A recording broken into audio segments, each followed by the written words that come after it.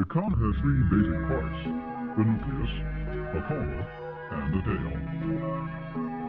The nucleus is the smallest part, and it is made of ice and dust, sort of a dirty cosmic snowball. The average person could walk all the way around a typical comet nucleus in a few hours, if they could keep from falling off, for its diameter may be only a few miles. As well as being very small, a comet nucleus is not very dense. It's about as dense as ice, and it will take many millions to equal the mass of the Earth. Sizes of comet nuclei range up to 6 miles in diameter. Now, what about the coma? A coma consists of gases and dust expelled from the nucleus as the nucleus is heated by the sun.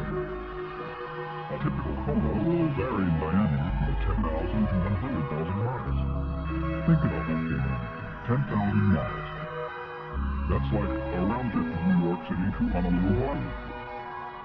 And if a coma is 100,000 miles in diameter, and that's just the head of the coma, it's equal to 10 round trips from New York City to Honolulu.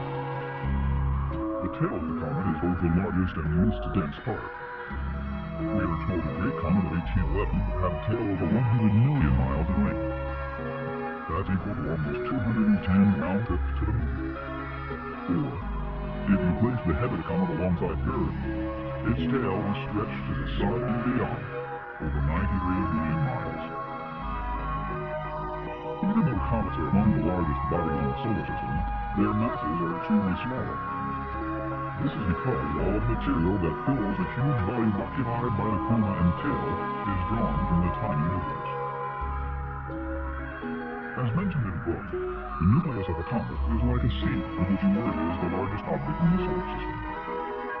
To see how this happens, imagine you are riding on the nucleus as it is rushing toward the sun. Out beyond the orbital portal, the sun is just a very brilliant star, and its energy too feeble at this enormous distance to warm the frozen icy nucleus on which you are passing. As the sun's large gravitational reach pulls the nucleus inward, you notice the rapidly increasing brightness of the sun as you hurtle toward it. As you pass the orbits of Pluto, Neptune, and Uranus, the nucleus beneath doesn't appear to change, but you notice a very slight warming. The temperature is now only a few hundred degrees below freezing, as you are now about 17 million miles from the sun. Next, you pass the orbits of the gas giants, Saturn and Jupiter, and pass over the asteroid belt. Now, crossing the orbit of Mars at a distance of 150 million miles, the nucleus begins to change beneath you, due to the increasing warmth of the sun. The ice you are sitting over begins to vaporize, and a cloud of noxious gas begins to...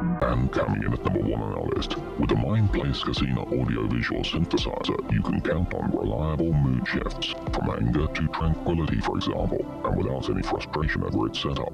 This plug-and-play system works right out of the box. It features an integrated MP3 player and 16 different color mapping presets. It clears the mind of extraneous thoughts